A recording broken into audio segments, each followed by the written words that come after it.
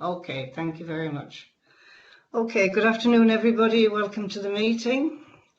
My name is Betty Rhodes. I'm the chair of the committee, and for the public and press out there, welcome to our meeting.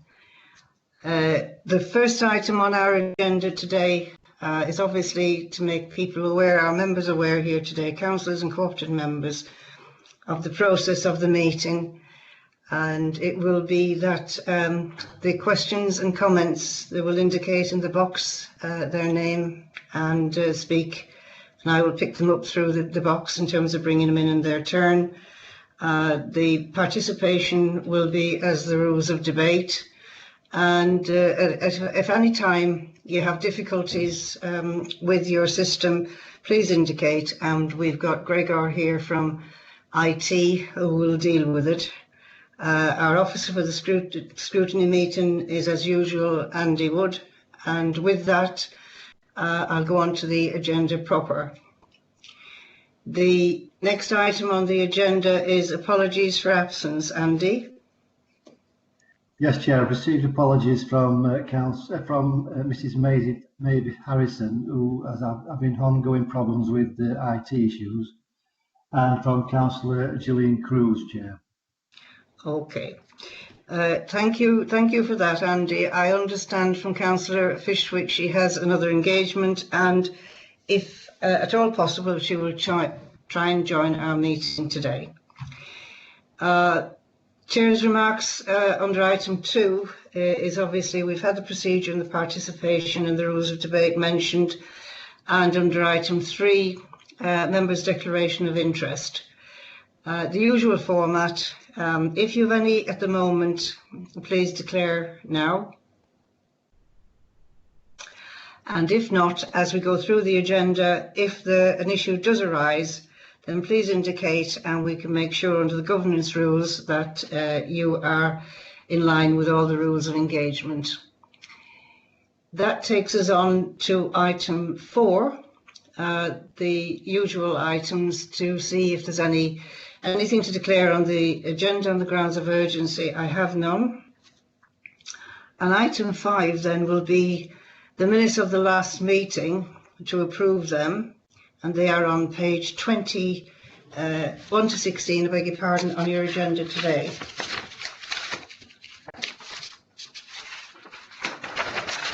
Are there any items on there that anybody has anything to raise? I think most of them will be going through in terms of our agenda and probably the work programme for the future.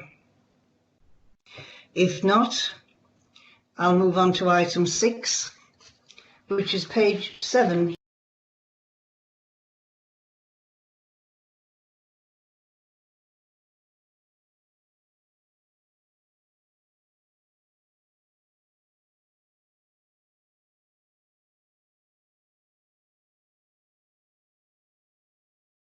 Which cause concern to our members of the process and indeed the reports themselves.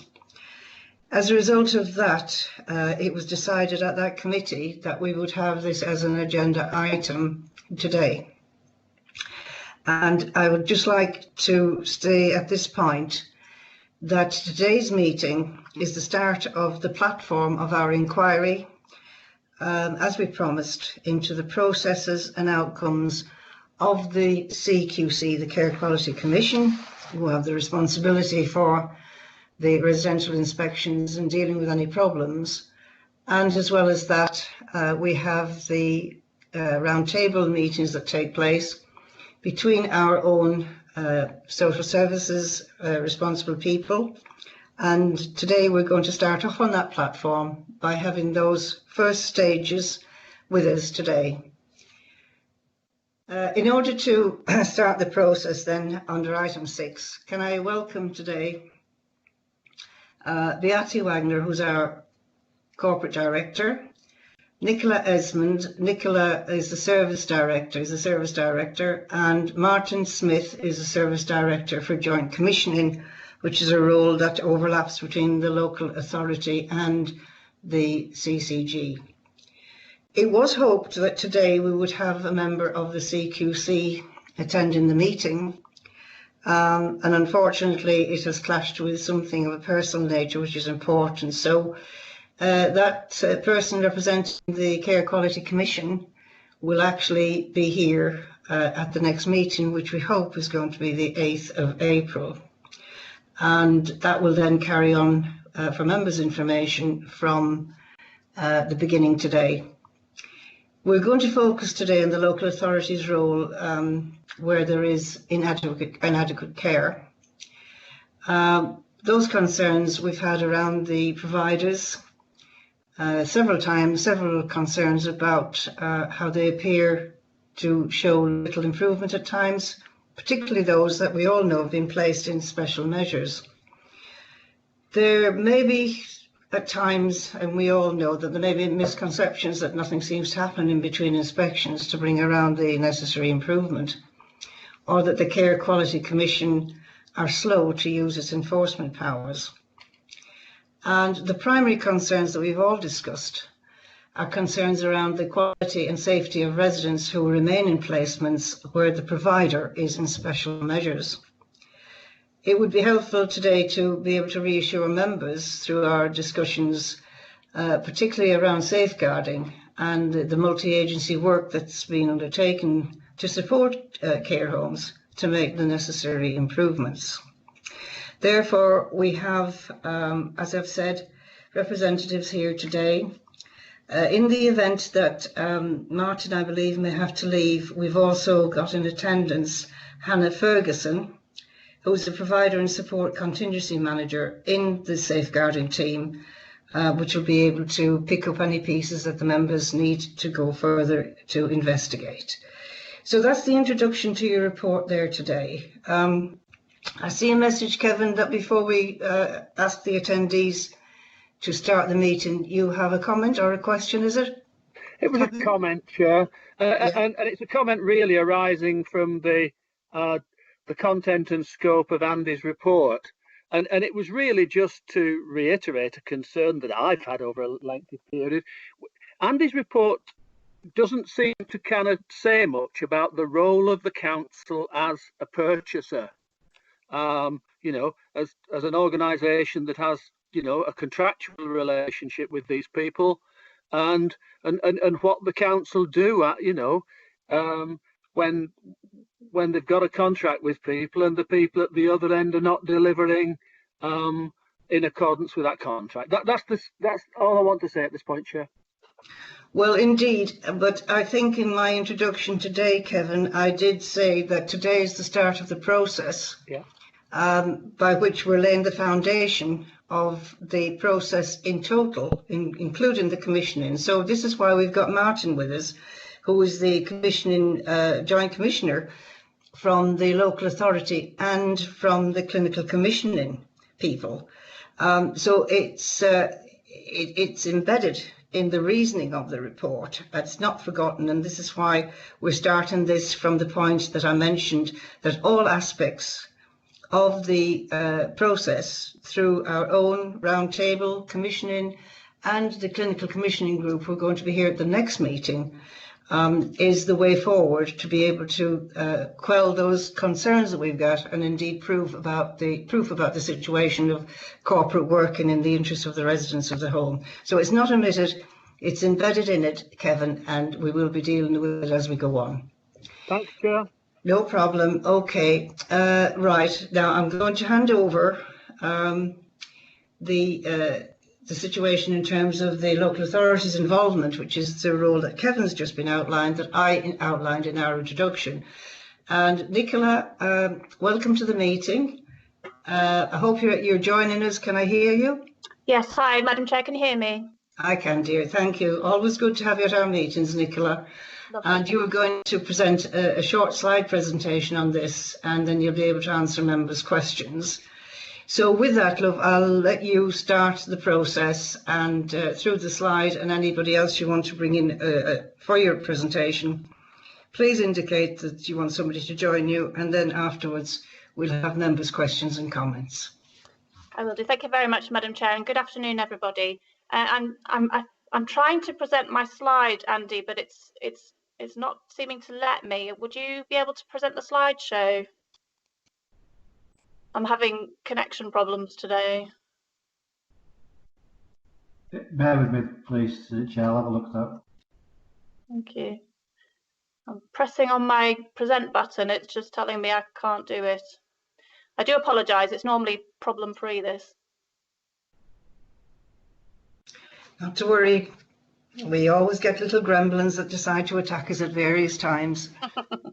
I may just make a start, Madam Chair, and then in the background, hopefully Andy can be working away to make the magic work. Is that okay? That's fine, Nicola. Please go ahead. So lovely. So thank you. You've introduced us all. I just want to add, we do have Andrew Kerr with us, who's a commissioning manager in adult social care, and we hope between the four of us that we should be able to answer all the questions that you have. But if we can't, we do assure you that we will go away and find out what you need to know. I'm just going to run through very quickly some things that I know as a committee you're probably already aware of, but I thought it might be useful just to refresh members' memories on what we do as a local authority to work alongside the Care Quality Commission. So we have a number of standard things that we have in place with ourselves, the Care Quality Commission and the Clinical Commissioning Group, and a number of other partners actually, just to keep an eye on the safety and the quality of provision in our care homes and also the domiciliary care providers, because we do have a huge amount of work that goes on in people's homes as well. So I'm sure you've all heard of the Quality Improvement Group, which is a subgroup of the Wakefield District Safeguarding Adults Board. That's a multi-agency group that meets every 6 weeks and gathers intelligence about the quality that's going on in homes, and it also allocates actions as a result of those concerns to the relevant partners. For those providers that we have more concerns about, we have the Enhanced Quality Surveillance Group. This again is a multi-agency group. It's also attended by the CQC, and that identifies the actions and promotes a better understanding of the issues and the risks that are going on in some of our more risky care settings.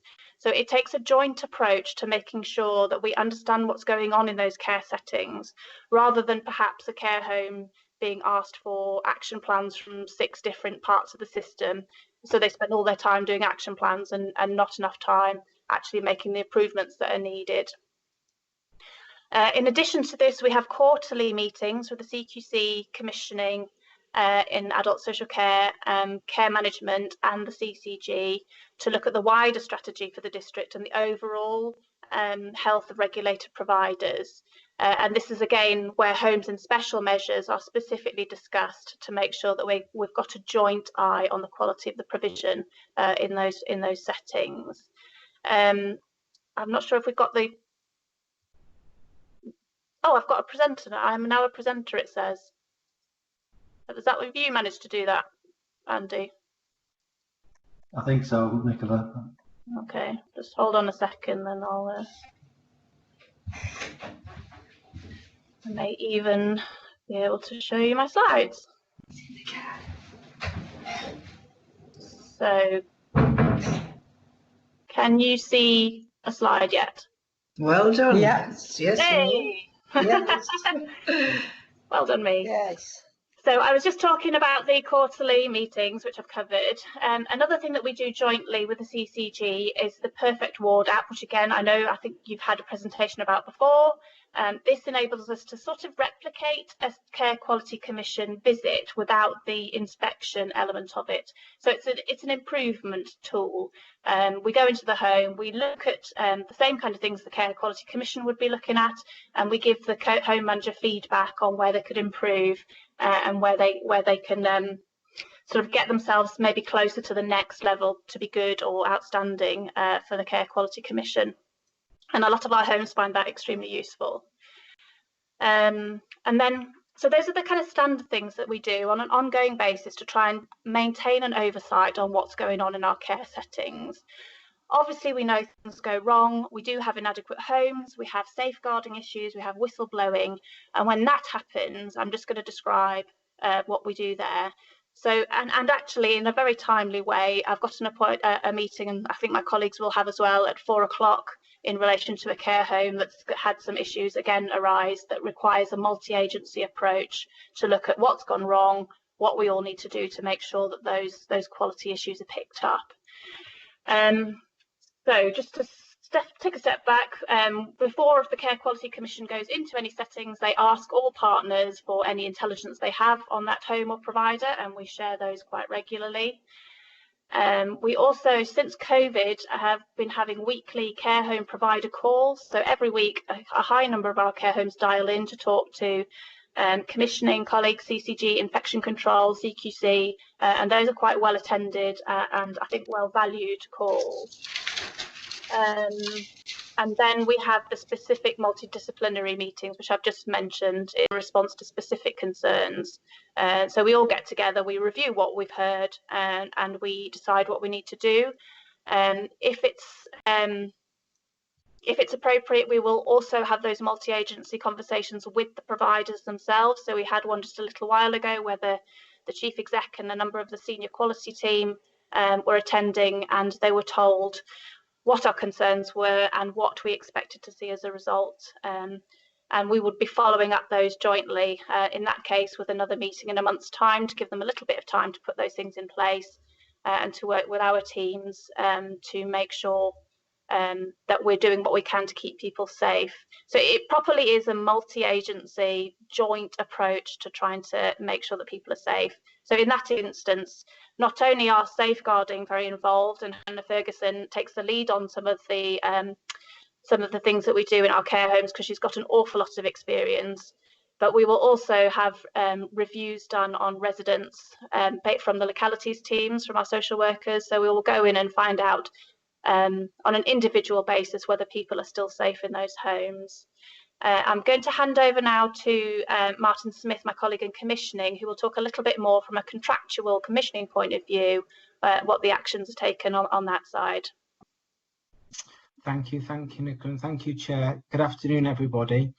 In terms of the question that was asked earlier, in terms of what, we do commission with 54 of the homes in Wakefield. There's 92 in total. There are 54 on our framework, and we do spot purchase with others. We, in terms of these meetings, we're always present. So I attend the enhanced quality surveillance meeting. I chair the call that Nicola was on that was just before this one. We have 47 different care home managers. So we're in constant communication and we talk about quality issues. We know as a system which of the homes we can work with.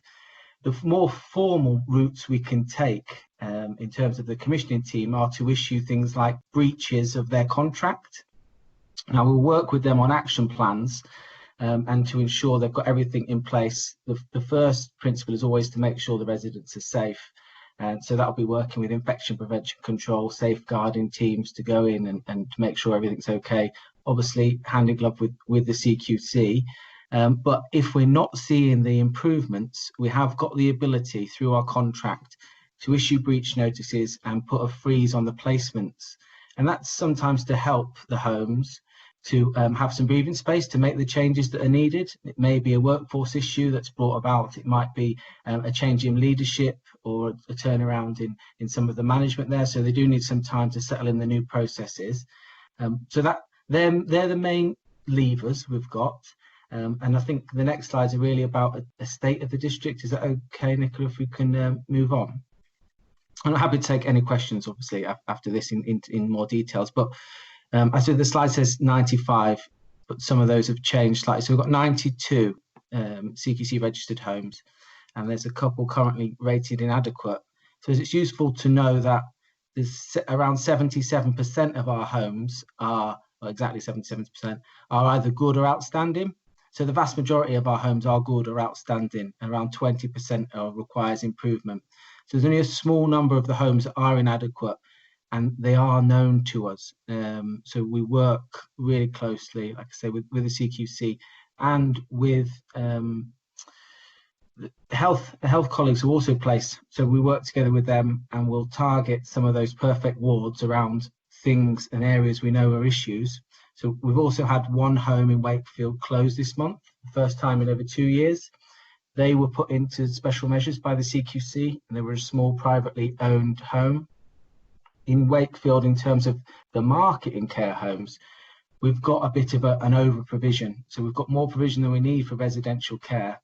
And I chair the meeting with the Independent Sector Liaison Group, and we're talking regularly about how we drive the quality up and what we can do to support some of these homes that are in special measures or maybe are not delivering the quality we need, to exit the market or to change what they offer to be able to support people to either leave hospital and move into to homes, or if they need that support to change how they operate. And one of the homes currently subject to the CQC action plans, but we're currently working with them, and we're jointly sharing information. And like Nicola said, as soon as CQC know about something, they send that information to us, and normally very rapidly we have an MDT around what needs to be done, how do we keep residents safe, and the contractual lever bits come slightly later on, because we give them a bit of breathing space and an action plan normally to make sure that they put those things in place that have been identified as issues. Is it okay to move to the next one? Yeah, and domiciliary care with no home branches of Wakefield are currently rated inadequate. There's some concerns been raised, but we work through the action plans jointly in terms of an MDT. And the last thing I think is around vaccinations, and the vaccination work has actually brought us really close together in terms of how we work with care homes, the dialogue in terms of that weekly call, any issues. We get some good feedback. We had a virtual care home support team that have been put in place as well to listen to the homes, to support them through this process. We've done all the homes in Wakefield now in terms of vaccinations, and we're on with wave 2. So in terms of, I suppose that's our main thing. The majority of homes are good. There's a small number of homes that are inadequate. The contractual levers we've got are around breaches and stopping placements into those places, but we're trying to think that prevention is better than cure. So working really closely with the Independent Sector Liaison Group, working really closely with homes so that they don't get to that point. And I'm happy to take any questions of my colleagues. Thank you very much, Martin. And just kind of to finish on recognising that over the last year we've had particular issues with trying to keep an eye on quality in care homes because we've not been able to get over the threshold. And we did talk about this at the last time we came to talk to you, Madam Chair. Obviously we're not allowed over the threshold, people haven't been able to visit, and we know that an awful lot of concerns have been raised by families and friends. So we are operating in a very different context, I think, but we are hopeful that over the course of however long we can start to open up those doors and get a bit of a better insight into what's going on in the care homes, but also just to reassure members that where we do need to visit, we do those visits. So if safeguarding feels like we have to see somebody, then we will see them as safely as we can with PPE, etc. And so I just thought I'd finish with that context as well, and I'm happy to take questions now, Madam Chair. Okay, excuse me. Thank you, Nicola and Martin. Okay, right. Olivia, you're down for a comment and a question. Thank you, Madam Chair. First of all, can I just say about my own personal experience and sort of ask a question on that? Was my mum died in February of this year, and she'd been in care for 16 years, and the care was definitely up and down, but on the downs, I used to write in and have meetings with the management, but I actually was never informed about what the inspection consisted of or the problems around it. And this particular day, I picked up the Wakefield Express, and there was a report of how it had done quite badly in its inspection. And when I went into the home, the manager and deputy were crying, and it was evident that it was the second inspection that they hadn't done well, and they were sacked and a new company took over, which again left an awful lot of questions and doubts in my mind, because at one stage we feared the home might be closed completely and that my mum might have to find somewhere else. So first of all, my first question is, how do families know that the quality is being actually looked at when in fact you're fearful that the quality is not brilliant? My second question though is, and that refers to the the submission that's been made in our papers. It says the CQC Special Measures Framework is designed to ensure a timely and coordinated response. This presentation today on this item on the agenda came from the fact that our meeting before last, or maybe longer than that, we had a report of a home in my own ward in which it sounded absolutely appalling, and even down to the point that the residents didn't even have their own towel. And then some months later, we've had another report saying exactly the same. So those residents in the interim have been suffering both prior to the first inspection that we weren't made aware of, and then continuing, and for all I know, it's still happening. I mean, how long do things go on? What is timely? And another home that we had a report at the last meeting of actually said that it was dangerous, that the people weren't safe in it. I mean, how long do you allow this to go on? And I hear what you're saying about negotiation, but it's a real worry, in fact, what might happen to these people. And I think families particularly need to know more. Thank you. Thanks, Olivia. Nicola or Martin, who's going to answer this? I'll have a start, Madam Chair and Councillor Rowley. Although I'm not going to be able to reassure your mind, I don't think, any more than as much as you may wish to. We do recognise that it can be quite difficult to make improvements in certain care homes. Some of them don't have the backing of the main provider, so you may have a manager and assistant manager, like you described, who feel like they're doing their best and don't get the support that they need. And it may be a small owner provider who isn't able to understand what's required. And I think this is where the multi-agency, it sounds like such a hackneyed phrase, doesn't it? Multi-agency support approach is designed to help with that, so that we can, both from a commissioning contractual point of view, be pointing out to those providers who aren't offering enough support to the managers and the frontline staff that is precisely what they should be doing, and that there will be consequences if they don't. But also what we can do maybe to provide peer support for some of those managers who maybe don't understand what it takes to run a quality service consistently. Part of the problem is, and I'll be upfront with you all, we are dealing with a whole lot of private businesses essentially with care homes in the main, and that often is part of the issues with quality, because you've got the providers balancing their desire, and I do think most of them do have a really strong desire to provide good quality care for residents, with their ability to balance the books. And that should never be a conundrum that people are facing, but unfortunately, with the state of adult social care as it is, that is what they do face. The issue about repeated requires improvement, or ongoing quality issues that we hear time and time again.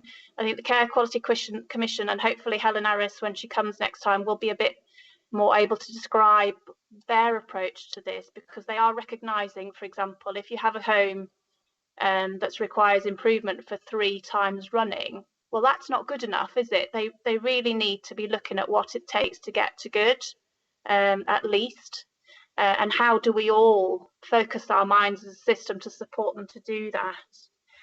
And then just to pick up finally on your last point about how do families know before I let colleagues to come in with anything, I totally agree with you that that's an area it's really difficult. And from my time at Healthwatch, I think I saw that really clearly. There are the Care Quality Commission reports, obviously, and they give an awful lot of detail and can be quite useful, but they are a snapshot in time, and they don't inspect very frequently. So it is difficult, I think, for families to understand really, unless they're visiting the homes and spending a lot of time there, which isn't always possible. It is difficult to understand what the quality of the home is. And that we have, you'll remember I came with the care home strategy. Well, that was pre-COVID. It feels like a completely different world. But we had an awful lot of actions in there where we wanted to work in a more proactive way with care homes. So we already are proactive when there's a problem, but actually what more can we do before there are problems or anticipating problems that could increase quality. I'll stop there if any of my colleagues want to come in. Hi, Nicola. Hi, good afternoon, everyone. I'm Andrew Cohen, Commissioning Manager for Older People. I just wanted to paint, I guess because the CQC's not here, they would probably paint a picture for everyone.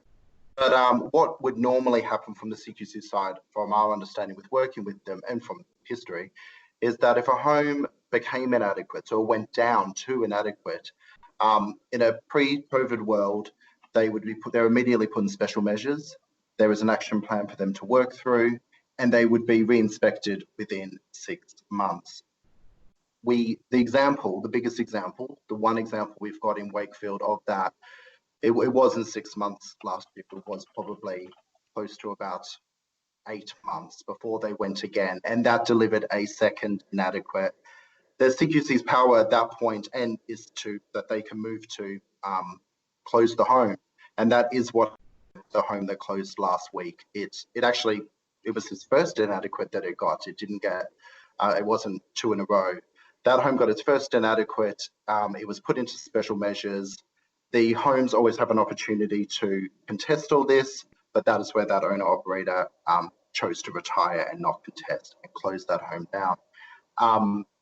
With the other inadequate home, that home is contesting it and contests it quite strongly. And that is what has led to it still quite being inadequate at this point. In terms of more information for relatives, there is a duty of candor for homes with regards to being honest about what's happening. There is a requirement that the report, once it's published, it's put usually in the front entrance to the home, so it's there for everyone to see. The kind of downside with that right now is that relatives aren't going into the home. So if a home just became inadequate and the home was not upfront about that, you may only see by either randomly searching on the CQC website or when you finally do get to go into the home and see that. Our hope, it's not something that I think is a legal requirement, but our hope is that a home, when they fall like that, will have honest communication with relatives that we've just had an inspection, here's what's happened and here's what we're going to do about it. But I don't think it's a requirement beyond having the report being visible. Thank you.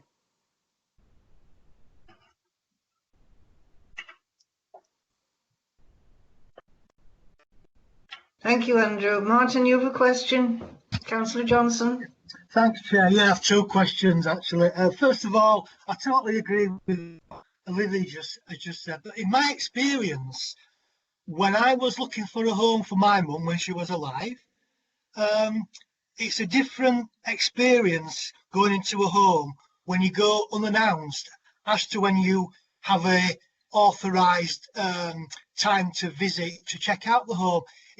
You think when they agree to meet a family and everything's fantastic, but if you were to go just ad hoc, it can be frightening what you see, and that's concerning, because a lot of relatives don't actually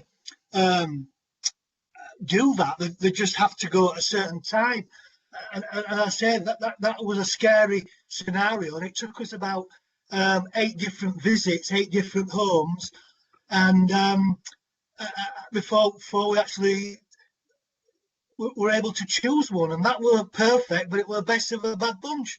But my second point is, obviously these homes that are inadequate or failing, is it because they're using agency staff, agency nurses, and there's no consistency with care?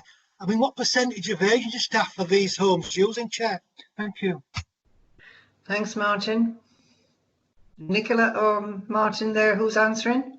I'll again will make a start. I'm not sure of the exact proportion of agency staff. It will depending on which care home it is. I think we may have some more information because the care homes have been, through COVID, been required to tell us how many agency staff they have, because obviously there's an increased rate of infection the more staff you have going into a care home. So I probably could, well, I can't tell you offhand, Councillor Johnson, but I will undertake to look into that for you and share that data. I think you're probably right though in your suggestion that actually the more agency staff, the potentially the lower the quality, or the danger of the lower quality, because you don't have those people who are very committed to the home itself, to the residents. Because obviously the best homes, the ones that I've visited and spent time in, are the ones where the staff are like family to the residents, and they take their care very personally, and that's obviously the ideal situation. And I absolutely take your point about unannounced visits to homes as opposed to the sort of staged visits when you're looking for a place, and we take that into account when we go see homes too, and as do the CQC. Actually, they have the ability to do unannounced visits to care homes, just to avoid that curated experience that you might sometimes come across. I don't know if anybody has anything else to add. Sorry, Hannah. I was just it's Martin. Thank you, Councillor Johnson. It's a good point. I was just going to say around to expand on Nicola's point really around unannounced visits. The perfect ward before COVID had that ability to do as well, to walk around and look at there's different domains that the CQC look at. So it could be is it a well-led organisation? Is it safe? Are their processes safe around medicines? Are they caring? So they can, fail on different things. So it could be agency staff, but it could be the way that they're managing medicines, or or their record keeping. So there's different areas, and that's what the perfect ward will focus on, some of those areas that they've definitely that CQC may have identified. And we previously used to have more eyes and ears in terms of the district nurses maybe going into the home at different times, and GP practices, and all of those professionals that work and go into care homes can feed into our groups around concerns. So when we talk about multidisciplinary, it's anybody that goes into a care home really that can feed into our quality surveillance and intelligence groups around something doesn't look quite right here, and that's when we can put on a bit more scrutiny and maybe visit or ask some different questions. So you're right, we try to take different views at different times from different professionals around what the risk is. Thank you. Thanks, Martin. Can I just ask Hannah maybe to talk about a recent concrete example? Obviously not sharing the names, Hannah, but just to describe the unannounced visits that you took part in just recently. Yeah, no problem at all. So just to add with regards to the unannounced visits, in the adult safeguarding team, we recognise that often that is the best way to go. So recently, colleagues from the adult safeguarding team and Wakefield CCG undertook an unannounced visit to a care home quite quickly after the concerns were raised with us, to establish any immediate concerns. Another example of that would be that sometimes the concerns that do come through to us may sort of allude to these issues being more apparent on a weekend, i.e. less staffing or less management around. So we have done, and we will do, undertake visits such as the resident safety walkabout that Martin referred to on a weekend, to get a clearer picture of what's happening. So we appreciate that these visits need to take place outside of our office usual working hours. Thank you, Hannah. Thank you, Hannah. That's useful. Chair, can I just come back on that, please? Yes, Martin. I hear what you say, what these unannounced visits, but obviously the people, the owners, the staff will know who's going in. They'll know the person. So would it not be advisable, like you have people going into an off license that's underage to buy cigarettes and they're sold, etc. But would it not be advisable to have a person that they don't know, that actually knows what they're looking for? Say they can go as a family member looking for something, because they might see things that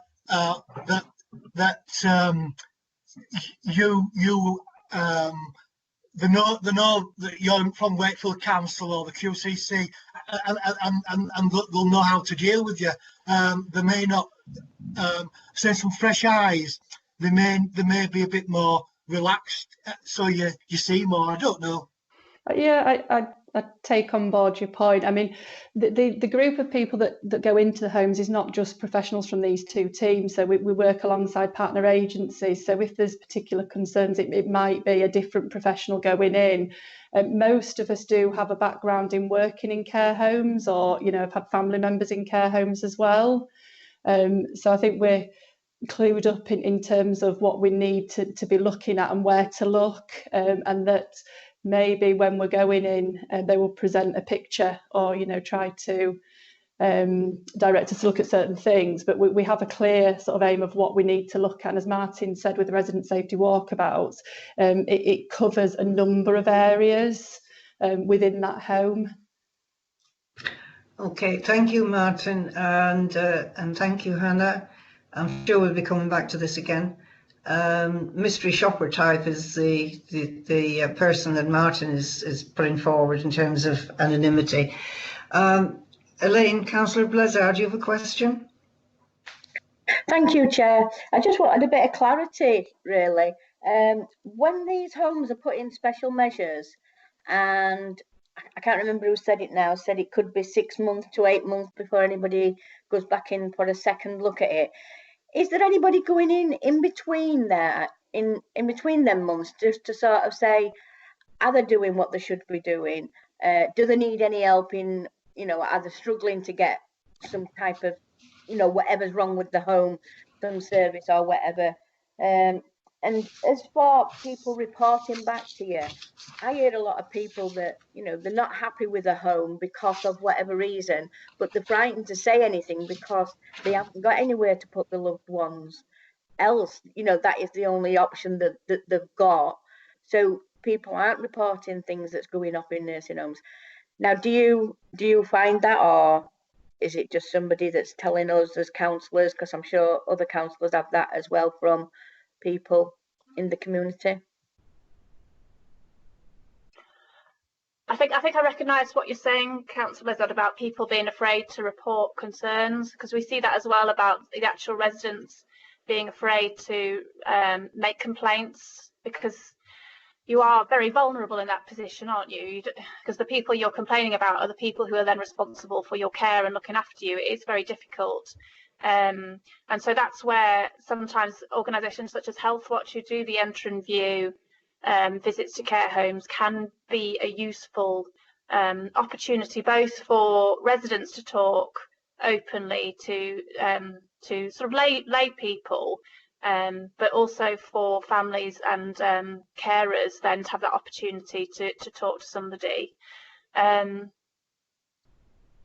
I think it is an issue you raise that's a really compelling one, and maybe we could think as a local authority about how we can be more open in allowing people or encouraging people to share their concerns with us, and different mechanisms for doing that.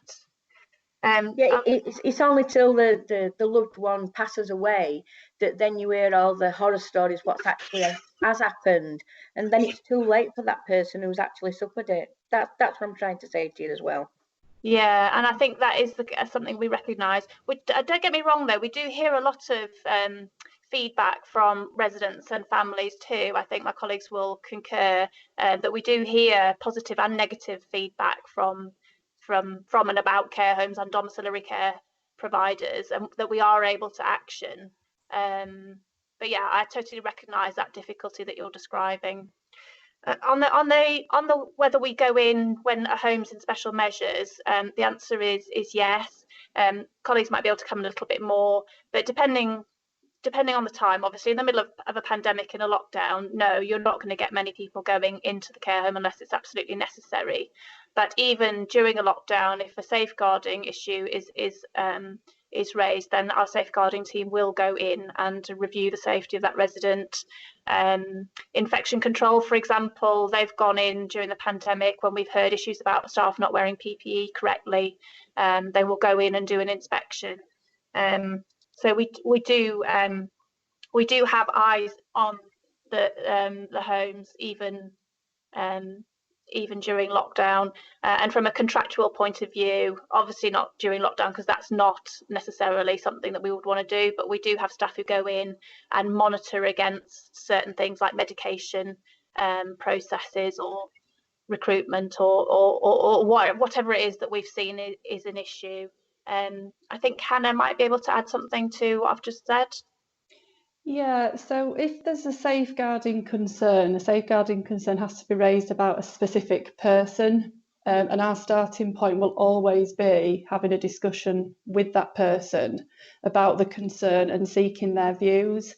Now, sometimes that person would struggle to give their views, particularly in a care home, because they may have a condition such as dementia or a learning disability, which means that they don't have the capacity to give their views and opinions on the concerns raised. We will consult with their family members if they have family, or seek to get them an advocate that can support them through a safeguarding inquiry. When we went out to the home recently, all of us made sure that where we could, we spoke to people that were living within that home to seek their views and opinions on what it was like living there. So we will always try to get that information. In some scenarios, we will ask our colleagues in the social work teams and at the CCG to undertake reviews of people's care, because that enables us to have a thorough review of that person's care plans and ensure that the needs are being met and seek their views and families' views as well. Thank you, Hannah. And Andrew's got something to add? Oh, thank you. Hi. Yeah, I just wanted to add in terms of the question from yourself, Councillor Blizzard, about between CQC inspections. COVID's obviously complicated matters, but what would normally happen is if a home if it was not inadequate, it was anything else, good or requires improvement, and then the CQC perform their formal inspection and we find out that they've become inadequate. Thankfully, that's few and far between in the district, so we do it's taken very seriously, as it needs to be. And so in 6 months' time, ideally the CQC will go out again, but in that time, if they're contracted with us, if they're on our framework, which most of the homes are in Wakefield, we would a commissioning contract monitoring visit, and they're happening now in COVID as desktop monitoring, which is nowhere near as good as going in person, but it's the best we can do right now. And then the perfect board would be undertaken by Wakefield Clinical Commissioning Group, and that would be as a minimum. And they would also, in Nicola's presentation, all those different multidisciplinary team meetings, that home would be in the forefront in that time before it's next inspected again. Okay, thank you, Andrew. Can I just come back in there, Chair, please, just with Andrew, just to clarify. Go ahead, Elaine. Is that okay? Andrew, you just said then that you would go in before the 6 months is up for them to be adequate then. But how long, or how many times would you go in? Would you say that in the January, would you go in, say in the February and say, right, you haven't done this, this and this, you need to do it by a certain date, we'll be back in, and if you haven't done it, then we are shutting you down. Is that something that you would do on the time scales? Because 6 months is a long time for it to be inadequate. It is. It is. We don't have the power to shut down. We have the power to suspend council-funded placements, to add any more people into the home, and in extreme circumstances we have the power to move people out of the home. We would work closely with the CQC. The CQC, by putting the home into special measures, will have kind of a 6-month action plan that they'll be getting probably monthly updates from that home back to the CQC, and that action plan is shared with us. We would go in quite quickly. If it became inadequate, as commissioners, we would go in, say in the next month or 2 months after that, and we would feed back to them that what we're seeing improvements, and the CQC will be here in 4 months' time, and like the home knows what the next step is. The step would be to move to close the home. So we can feed back in that time, and we have the power to suspend placements. and potentially move people out of there. But we'd work very closely with the CQC before that 6-month point to see if... Can I interject here, Andrew, if I may? Sure. Did I understand you to say that after a home has been registered inadequate, you'd probably go in a month's time? That might be the first to go in. Safeguarding will go in if there's specific concerns about individuals. I'm sorry, Andrew. I know the time's precious and I know Martin has to go, but I want to bring both of you in, and I've got Lynn Whitehouse, councillor, who's got a comment. I just want to clarify this point, please. An establishment has been registered as inadequate, and then it could be a month before somebody would go in there. And I'm sorry I cut you off, because then you'd be saying they've got 4 months left. Why would it take a month for somebody to take action? And I'm speaking now from our local authority situation and obviously from the CCG. Why would it take that long for somebody to go in? And it's a why with a short answer. Why would you wait a month? Would you not have a written statement that would go to him? Would you not have diaried sooner a situation where you would be in touch with them? A month is a long time. We are in touch immediately. Excuse me, Andrew. A month is a long time, a long time, for people to be left in an establishment, residents in an establishment that is shown inadequate. And I'm now going to go back. Do forgive me, Lynn. I'm going to bring you in. I'm going to bring you in because, you've just said about local authority residents who are commissioned and probably paid for by the local authority. But this has gone on. So why would we be still paying for residents in a setting that is proved inadequate? You can stop them going in, yes, because I've asked the question. Are any residents, any people waiting, are they stopped? Yes, is the answer.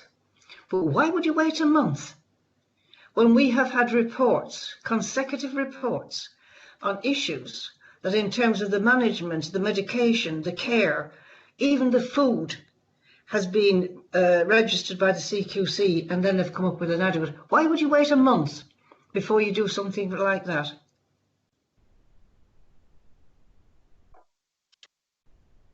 Can you hear me?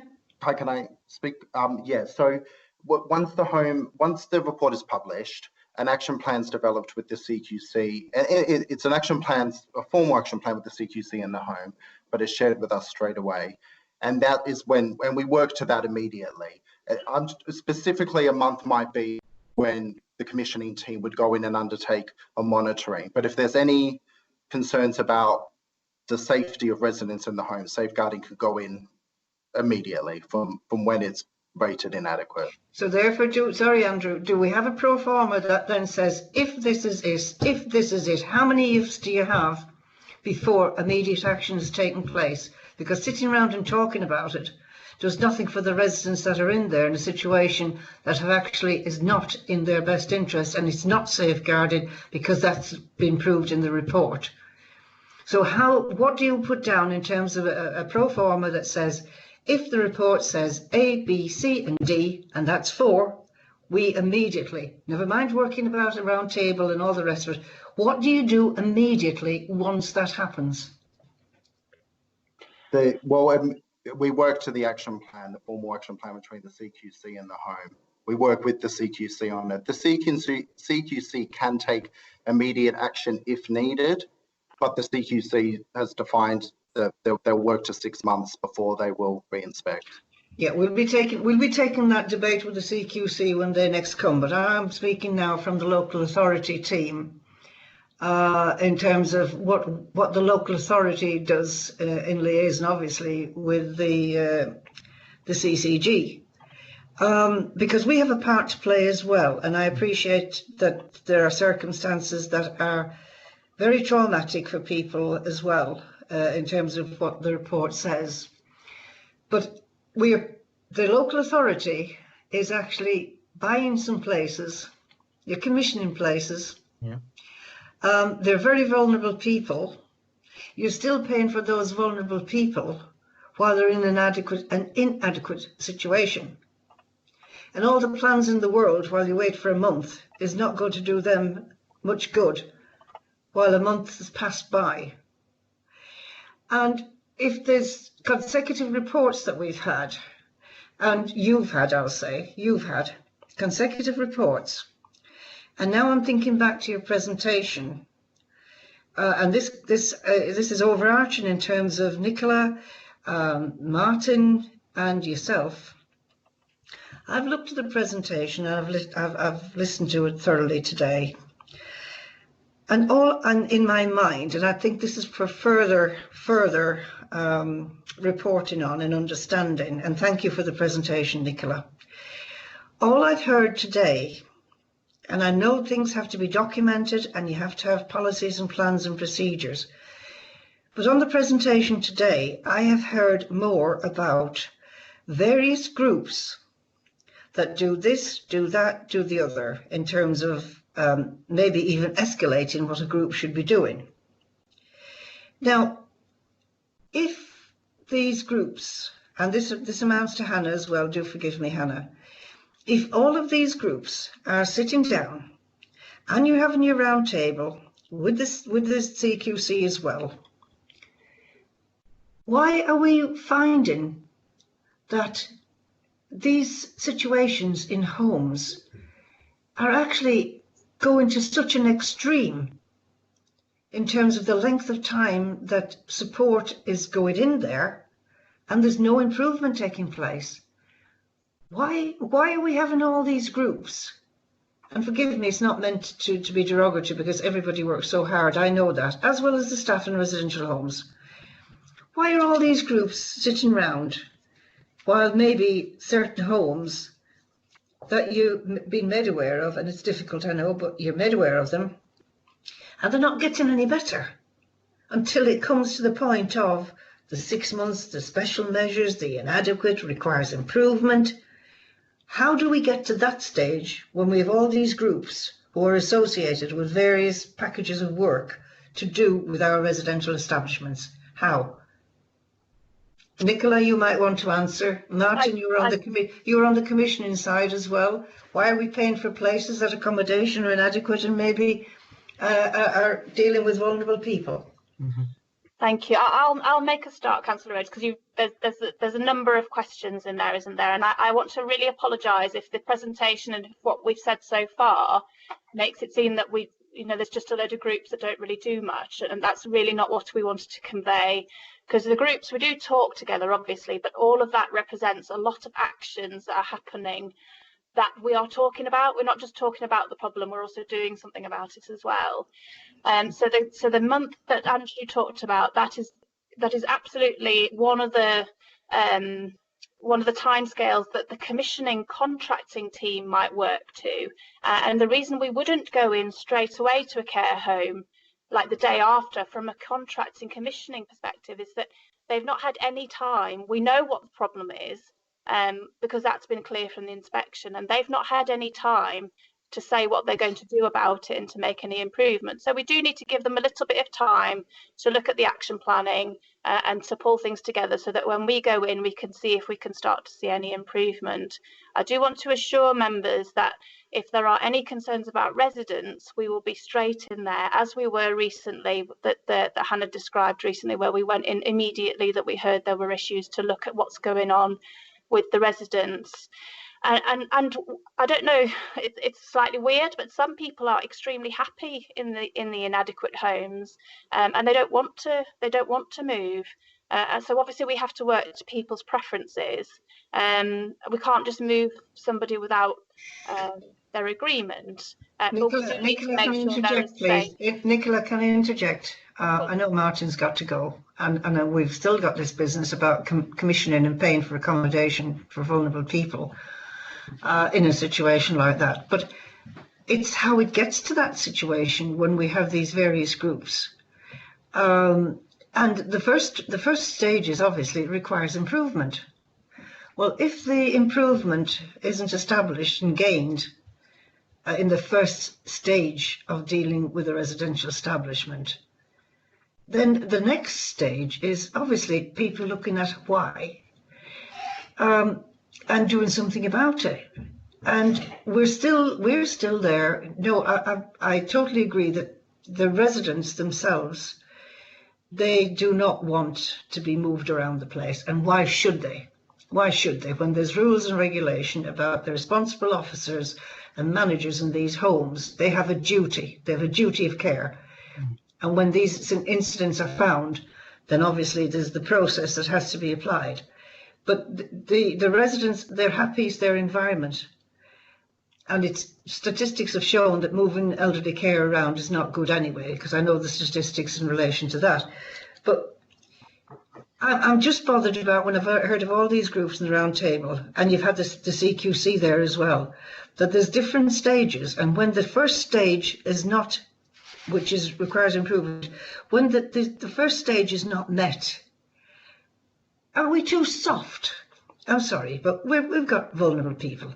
Are we too soft in terms of saying, or the thinking out there in the providers maybe, well, I don't have to do anything here because I can go to the next stage, and I can go to the next stage, and then I can get 6 months. And as we've seen, oh yeah, I can get another 6 months.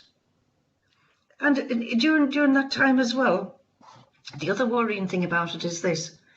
During that 6 months, the extended 6 months, a provider, as we know, can actually decide that, oh well, all right, I'm not involved in this anymore. I'll get another person to take over, maybe sell out, maybe close down, but can go on then with not having managed in a reasonable manner according to the rules in respect of the residents, could actually go on then and open up another residential home using the same management that has put the first home in danger of the risk of being inadequate. So it's a big rolling ball here that I think we need some more answers on it. Now tell me, we spoke about the local authority and we've spoke about the CCG and the joint role between you, and you spoke about all the round table getting round together. I think what would be useful, and obviously it's got to come together again with the CQC on our next stage of this inquiry. What would be useful, and this is just a throwaway because I'm bringing some other people in, what would be useful is some examples of A, B, C and D homes, what was found in the reports, what actually happened, and how you've addressed it. And if it didn't get to the 6 months and then they had another 6 months, what happened in between? Why are they left go another 6 months? And these are the things in our mind. But I'm going to open it up now to Councillor Lynn Whitehouse. Lynn, you have a comment? Thanks, Chair. It's raised a couple now because alarm bells started to ring when I heard that, same as you, a whole long month before anything happens. Yeah, I'm not going to go over that, but I've got just some clarity on something else with Nicola, actually. It's about a comment, and I don't know whether it was, well, a statement that you'd made. I don't know whether it's about the commissioning contracting team as regards an extra, I didn't quite hear, was it an extra visit or an extra audit that has to be done in learning disability setting? Can you just give me some clarity on that, please? I'm really sorry, I'm not quite sure. I'm sorry, Councillor Whitehouse, I'm not quite sure. I don't think it's in the perfect ward. In the perfect ward arrangements. Yes. Yes. Oh, okay. Okay. Martin, would you be able to answer that? Sorry, I don't know the details of that. I can find out and report back if that's okay. It's okay if I just add a bit of detail. So, because I've been on a couple of perfect wards to older people homes, not learning disability homes. But you are correct, Councillor Whitehouse, that there is a unique additional category, and so it means that there are, and we can share that information with you after this. There are very specific questions that will be asked of, specifically to learning disability homes. And there's the 5 categories that are rated in a perfect ward visit. They'll get a specific ranking for the learning disability side based on those unique questions. Thank you, Andrew. Thank you, Andrew. That's all right, Lynn? Okay, Lynn's gone off. I've got several messages coming in here, and obviously they are to do as well with the inspections and the problems that managers at homes or on spot, maybe through the social workers, might find out in terms of the qualified people in their roles within these establishments. And as well as that, Olivia has put in about the inspections, about the process. In schools, for instance, they have Ofsted going in, and as we know, in other areas they have inspections as well. We do have unannounced inspections in these homes. So, as Martin has said earlier on, we all know that a bit of sprucing up happens when they're notified of an inspection. And I know some of my colleagues here, Martin Johnson as well, and others, there was the old system that, and this is true, that down the pits they used to paint white markings on the floor and paint the windows when they knew there's an inspection. I never knew there was windows down a pit, but they did. And the other part about it is the round table, and when Nicola mentioned about when you have people going in such as GPs.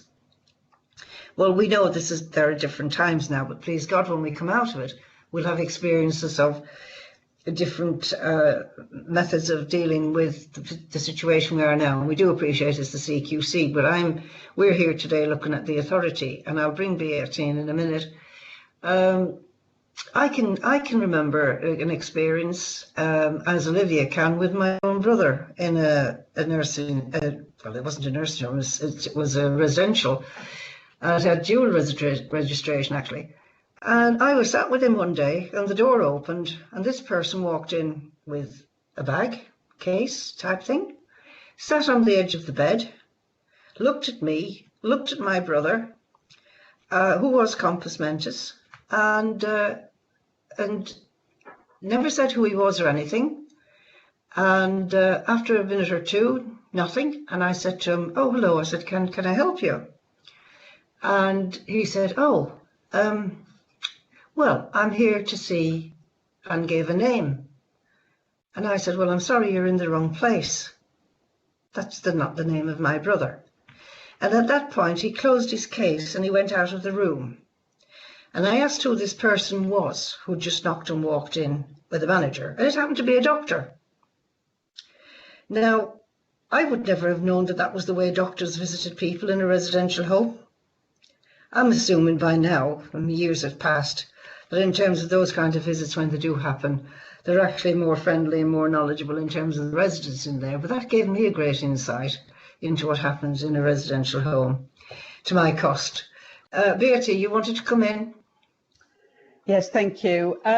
Just really I mean, the discussion's been absolutely rightly very much about situations where homes are inadequate and where there might be concerns about the welfare of residents. I think it is worth saying that that a lot of the joint working and the dialogue with the home is very much around avoiding people going into becoming inadequate and further improving, and that's that is the key purpose of the way people work together.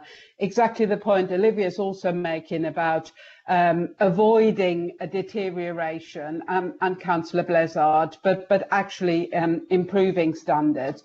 And we absolutely have had managers contact us to say that they need some support, or they're concerned and they want to work with us to make sure that they're improving. In fact, we have made in the district significant progress in terms of the number of homes that are now good and further improving. So there is a little bit of context in that. in terms of just a comment on some of the discussions around what happens when an inspection shows a home to be inadequate, I think the point made about the immediate action plan that has to satisfy the CQC that the council has a role to also check and monitor. And even if an immediate visit isn't done, the actual liaison with the home to make sure they're working on the issues identified is ongoing. And I think what Nicola's saying is sometimes you do have to give people a chance to gather the evidence. So when we go back in to see whether things have improved, there is some evidence there to show, because not all of these things can be done very quickly. And just a final observation from me, the issue around these are people's homes, so working with homes to improve them is often much less unsettling and can be absolutely much better thing for the residents to do than trying to move people quickly or unsettle them further. It's just a little bit of the wider context around that. And the point made, at the moment in Wakefield, there is only one home that is inadequate, which is too many. But maybe just a bit of the context, how many homes actually are good at improving as well, which is really where we want them to be. Thanks, Beate. Martin Johnson, Councillor Johnson. Yeah, thanks, Chair. It's just a little bit of a worry regarding what's being said about timescales for improvements, etc. Especially, I think when people that are in them, some of them, these homes are split, and some have 24-hour nursing care that have Alzheimer's or other serious disabilities, and they cannot tell you what's going on. Some of them may have no family that tells you what's going on. So I'm just worried that shouldn't these inspections, whether ad hoc or planned inspections, should be carried out more for these type of homes, because you never get to know. I'm waiting for a month for somebody to go in or do something. For people that have got severe Alzheimer's that haven't got a clue or can't speak about anything that's happened, that is a worrying thought. Thanks, Martin. Any other question or comment from any other member? Okay, Linda Gately, our co-opted member. You have a question, Linda? Okay, unmute, Linda.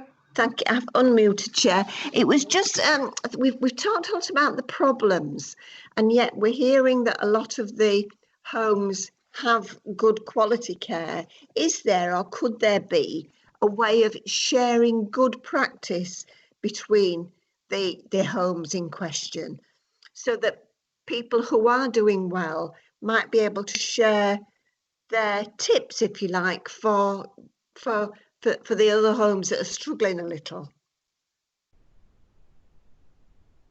Do you want me to? Nicola? Yeah, thank you. Thank you.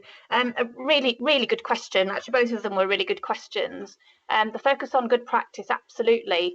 That's one of the things that was really strong that I wanted to do in the care home strategy, to do that in a sort of a peer support kind of way, but also maybe embed some kind of quality peer manager approach, so that if we do have a home that's doing extremely well, that home will share its good practice with others. That is happening to a certain extent. So it happens with the Skills for Care registered managers meetings. So they happened pre-COVID. I think they were every couple of months, where registered managers got together with Skills for Care, which is the sort of support body for care providers, and they would discuss kind of the latest things that the CQC are saying they're going to focus on in their inspections, or just even the example of somebody who's been rated outstanding or good, sharing how they got there.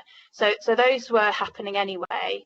I think they've still been happening during COVID, but probably virtually.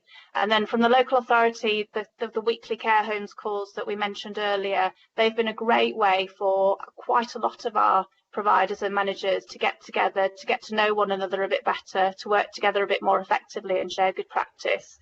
So that's been quite positive.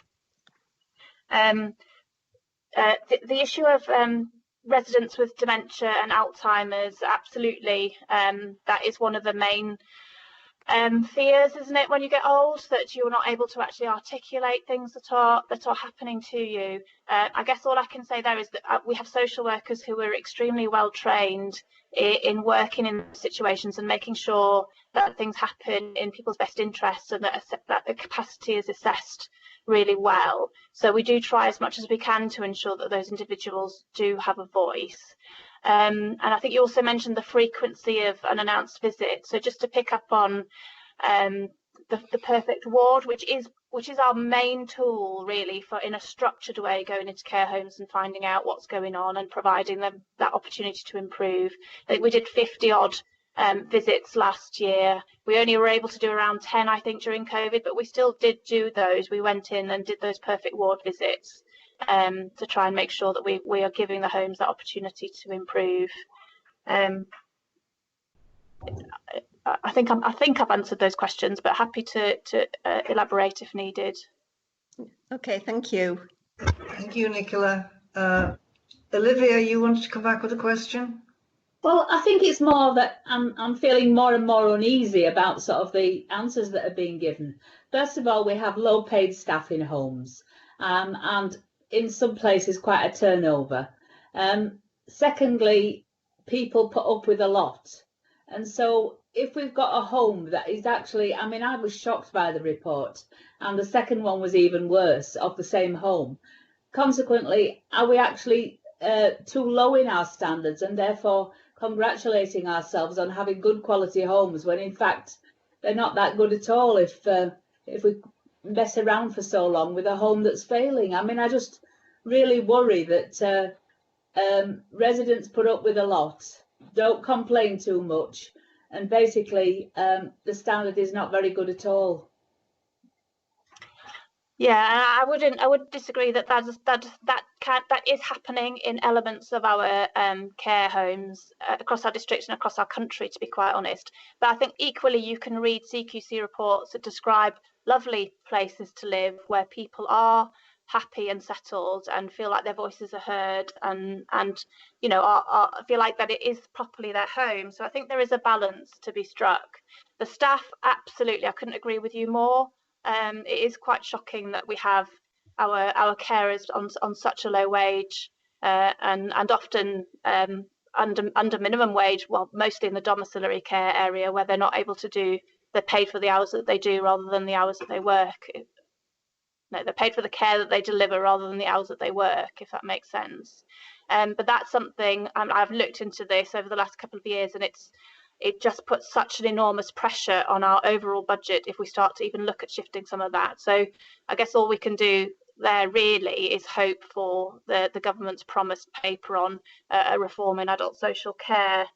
I think probably one of the things, as I'm listening to you all, and I totally understand where you're coming from, is we see when we do have care settings that are failing, we only have a limited ability to make any differences, because these are settings run by other companies.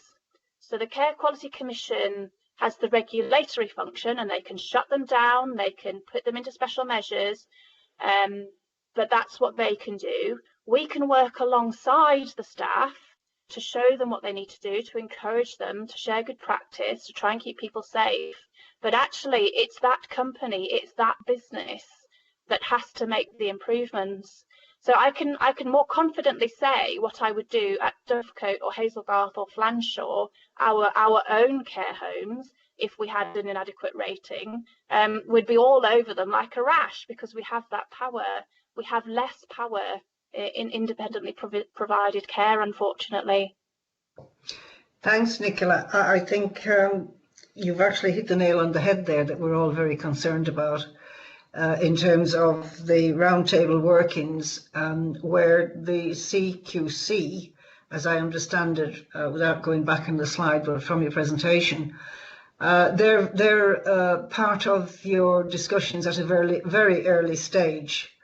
And I understand, or do forgive me if I've got it wrong, that probably is at the stage where an inspection shows requires attention.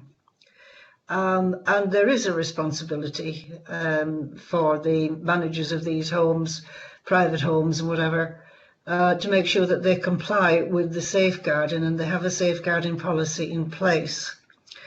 I just would like, and not today, and I appreciate all your time. Martin's had to leave the meeting, Martin Smith.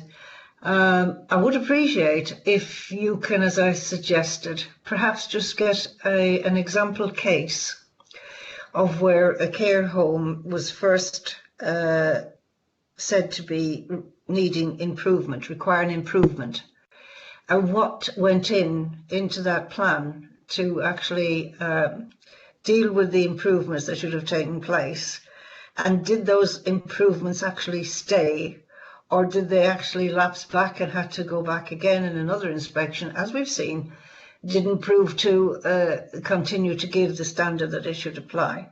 I think if you could get one of those as an example for us, Nicola, that would be very, very good. And you've got one or two examples because we've had them at committee. Yeah. And I think that would show us the flow of these meetings and what they do as soon as a flag is raised about things. I think the other part of all this is, of course, is that the private homes and all homes, they cost, obviously, we're aware of that. But there's a cost implication here on our local authority as well, because you have to have the staff to actually deal and support these establishments, and that's a cost to the council. And yes, in terms of the good standards, well, it's a standard that we would hope that we would have across all of our establishments, and it's what we should aim to. We should all be aiming to that, because our senior citizens, our residents, do deserve the standard of care and the respect that we would all want for our own families. I think that's most important to point out. So from the platform today, where we started this inquiry, I think that example would be good. I think at the same time we've got to recognise, and we do, those residential establishments in our district who do provide good standards. And as well as that, I think what would be useful from your round table and the issues that you discuss again is I think we would like to list what would be classed as an acceptable standard to start off with. How far do you have to be below that? How far do you want to improve from that acceptable standard that you would want to be working with the establishments to embed? And at the same time, I think nothing has been said today, and I'm sure you do it anyway, about working with the management, who I would worry about what their training element is of staff in these residential homes.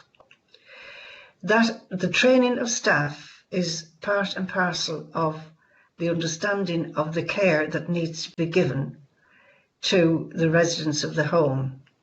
And it's already been recognised that at weekends sometimes the ratio of staff to residents could leave a lot to be desired. And at the same time, the extra workload that it's putting on these staff. One issue in terms of staff, Nicola, and I don't know whether over a period of time through your relationship with the managers of these homes, you actually do get what the ratio of staff is to patients. And where you've got dual registration, obviously, that applies as well. What vacancies are there? During this pandemic, we all of us want to take our hat off to what our caring staff have done in these establishments. They have absolutely been tremendous in supporting our residents, tremendous. And this is not a reflection at all on the staff in establishments. I think we've got to start and look at the management of the establishments and how they're actually implementing this and the needs of the residents. And I think if we can work through that situation, that scenario, maybe one or two you can say, well, from here they went on and they got gold stars. But then you can actually say as well, well, this one didn't, and we've had to go to the next stage and the next stage and the next stage. And we know that your part is so important, really important, that's going to be the stage for our next 8th of April meeting, when we have the CQC, hopefully, at our meeting then. It might be a situation, Nicola, that you may be able to just pop that date in your diary again. If we can have you at the meeting as well. Beata has just put in about a part of the inquiry to invite one of the providers. Well, yes, of course, that's something we will be contemplating, Beata, because it's just not going to stop at 2 meetings. It's most important that we get our views on the quality of care in residential homes across our district. And I can remember before we had this about domiciliary care, when we invited people in about domiciliary care as well. So Nicola, do you think that would be useful as a bedrock for 2 examples for our next meeting? And we could actually then bring in the CQC representative on, well, this is where it started, this is where you knew about it, and then just shows the example of where you went on and how you achieved what you should achieve, and when it didn't achieve it, what then happened. In I would think, we know about the 12 months, and that's absolutely, I think it floored us all when we knew about that. But I think we need to know a time frame when we were actually there seeing that where there was inadequacies, the residents of these homes at the same time, they're the paramount, they are the most important bit of this jigsaw, which we need to be sure that they're taken care of. And I know that that's your aim as well, love. So with that, members, today, I think that we've had a very good presentation. We've had our views on the presentation, and it's been an enlightenment. And I know we've all had these concerns because all of us across our wards, and as councillors and co-opted members as well, we all get told of the situations in residential homes, and as well as that sometimes has been said today, the fear of anybody saying, you know, that we don't want to complain, we can't complain, or the family saying we don't want to complain. But we have a responsibility. Nicola, you're happy to take that approach for the next meeting? Yes, good. So with that, this is the start of our platform for this inquiry, and I'm very grateful to all the contributions today, and the questions that have been asked in terms of families, in terms of being noted when a home is going to close, what happens to the residents. I think that's the other part of the investigation as we go along. Nobody wants it, it is their home, and we've got to make sure it's a good home for them, because that's what we all want. Okay, we'll finish on that item today, and I think we've had a good experience and presentation today. So with that, members, I'd like to thank our team that have been with us today. Always great to see Nicola and Beate for your involvement as well, and the officers that you brought along with you. It is a big area, but I'm sure and hope that we can work together to make some maybe outcomes for improvement. So thank you all for coming to the meeting today on this particular agenda, and stay safe. And if there's anything in the meantime, we will make contact, Nicola, that might help towards the 8th of April meeting. Thank you all. Chair. Thank you. Thank you all. Appreciate it. Thank you. Thank you. Bye. Bye-bye. Right. The next item on the agenda is item 7, which is, oh, I beg your pardon, before I go off on that, do apologise. On that particular item that we've had, Andy did say to you at the beginning of the meeting that Mavis, Mrs. Harrison, our co-opted member, had been in touch to say that she couldn't actually get access because of systems not being compatible. But also in the email that Mavis sent, which I only received this morning, was, and Andy to be fair, was a situation where she had questions about the comorbidity of patients at the moment who have to go to triage through their doctors, and didn't really feel that it was a situation that covered all elderly people in terms of being able to hear and understand what was happening in terms of a triage system, rather than a face-to-face appointment with the appropriate protection in place. What I've suggested to Andy, this morning, having read the email, is that obviously we will connect with the portion of the email on comorbidity, which was not anything to do with our inquiry today, and we will move this on to the appropriate area for Mavis to get an answer. But I just wanted to make you aware that that had happened, and we will make sure that there's an answer given to Mavis. Right, the chair's update you've got on page 11 to 12, which is the item 7 on your papers today. I can just add one item to that, if I may, is that we had the joint West Yorkshire Scrutiny meeting this week, and two issues of note that came up. Obviously, was an update on the situation in terms of the vaccination process across the district, and where things were going well. Obviously, they were very much managing the situation in terms of the amount of vaccine, and they had plans in place where it was diverted to various places across Yorkshire. I did ask the question as to a view that was out there that because Yorkshire was doing so well that some of the vaccine was diverted to other places, but apparently that's not inhibited in any way the issue about the vaccinations that has been across our district. There has been one or two vaccination areas where the people attending didn't actually get, there's a little card and a booklet that goes with the vaccination giving you information, and on the little card a date by which you've had the vaccination and which vaccine you've had. I've had some inquiries about that because that's not been happening, so I brought that to the attention yesterday, and apparently in some places there's just been a slow delivery of the leaflets and the little cards to give out to the people, but anybody who hasn't got one can actually get in touch with their doctor to get the card, which is it's valuable to have to say that you've had the injection. And there was a lot of conversation about that. The other conversation was there yesterday was the government's announcement about the intensive care, the changes from the white paper.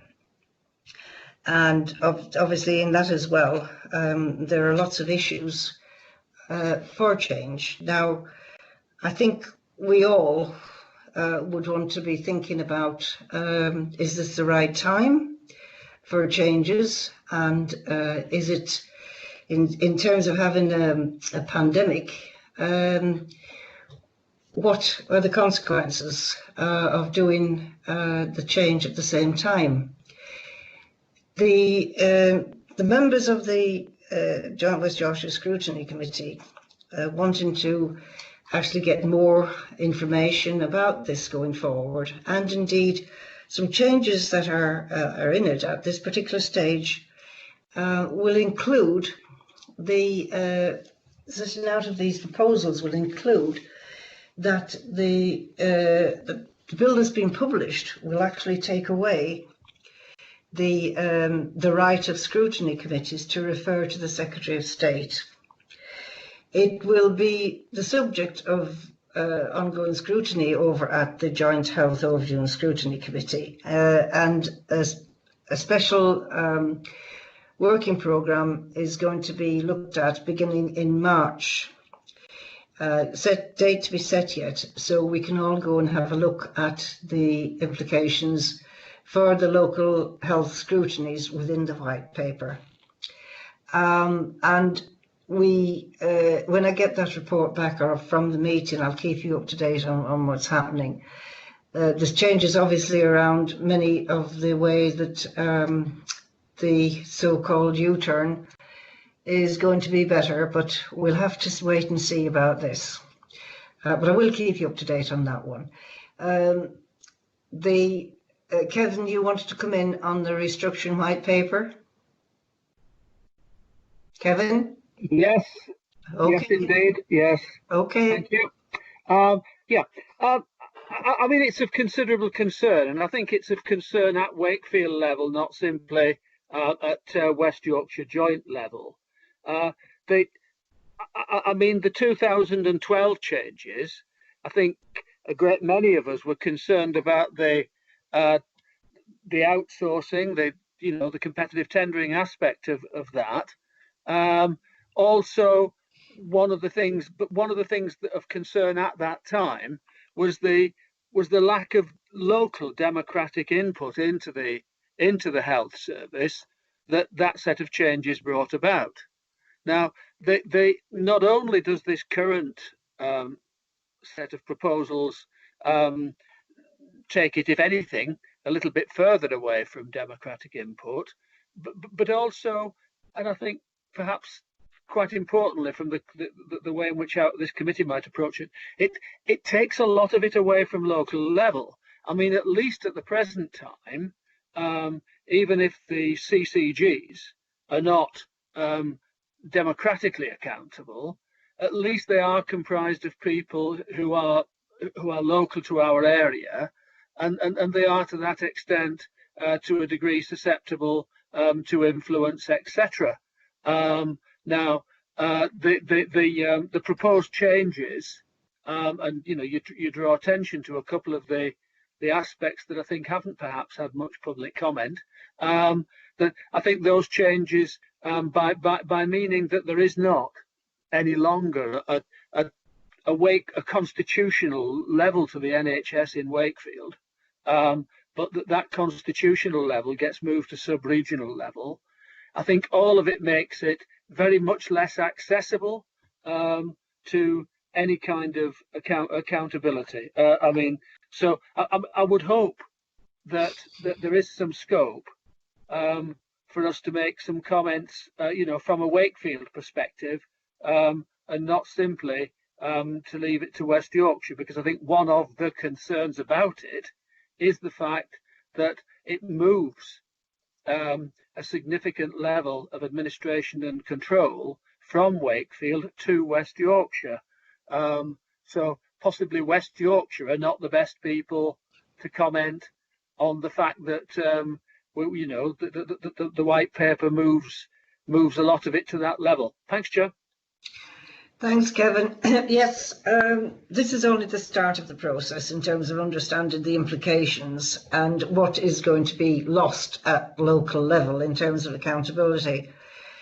I may be wrong in this, but Andy will bring me in. I think maybe because the 8th, I think it was the 8th of December, where CCGs and other bodies had the right to speak on the proposals.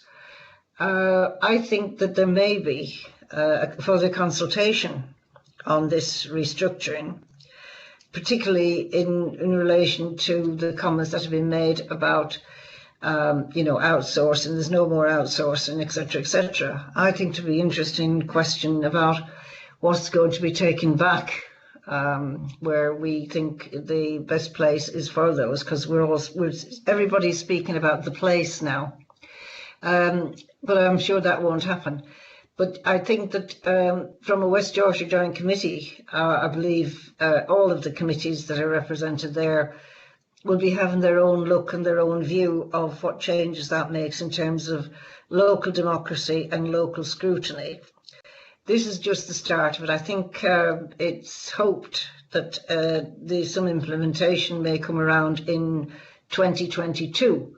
So we've got time to make a start on it, and we will, I'm sure, have our issues that we want to raise from the committee, from Wakefield's point of view, as to whether these proposed changes are going to be better for the patients. The patients aren't mentioned much in all of this. It's all about structures.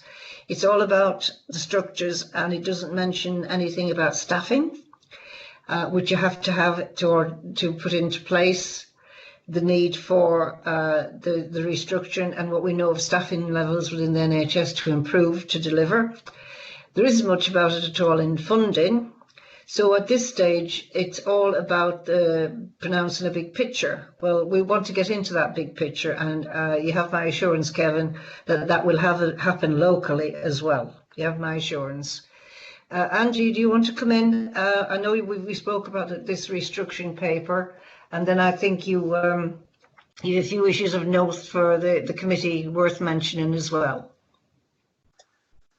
Thank you, Chair. Yes, just picking up on the issue around consultation. I think long-standing members will recall the quite extensive consultation that took place in 2010 regarding that white paper, the Lanza reforms. And indeed, the significant input this committee had into that particular consultation, indeed, the government referenced in its own consultation response the input that this Wakefield committee had in that process. I think in terms of the restructure itself, you've touched on the point in terms of timing. The Lanza reforms cost £3 billion, but more perhaps importantly, took 3 years to fully implement because of the complexity involved with that particular white paper. NHS England's consultation, as you've indicated in March, essentially put forward their preferred view of what they'd like to see happen in relation to the proposed legislation.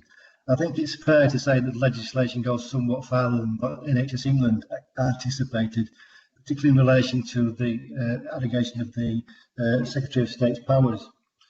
I think as well, what's worth noting is much of the policy rehearsed in 2010 is now in reverse.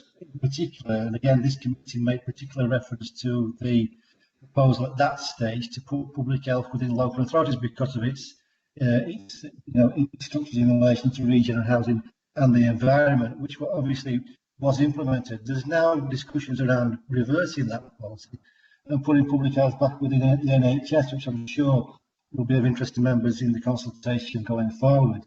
One of the key things, I think, is in relation to social care and the missed opportunity in relation to sorting out social care once and for all. But also, again, the suggestion of putting powers within the Secretary of State in relation to social care.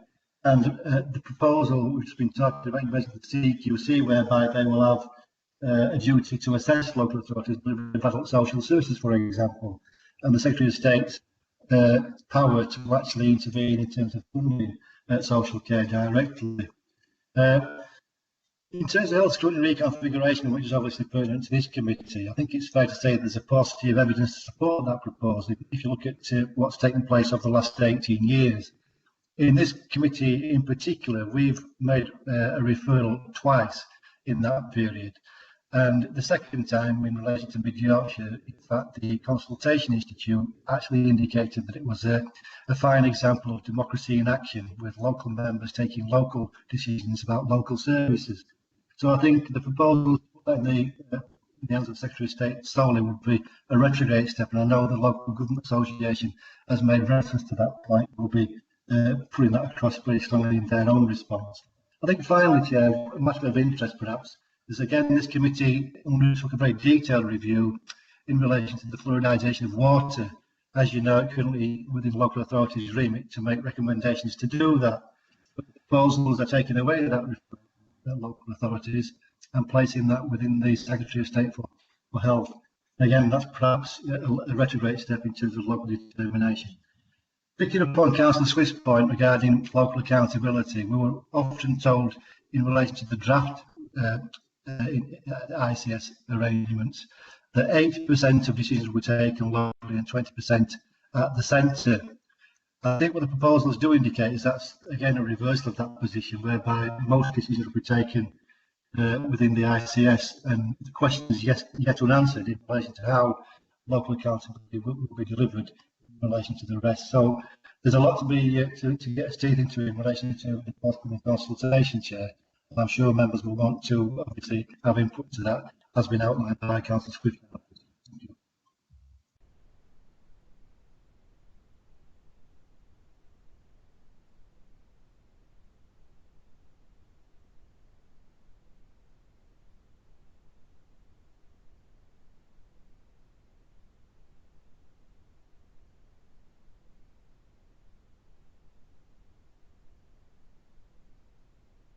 Okay, thank you, Andy. Any other items of note for the committee before we move to the work?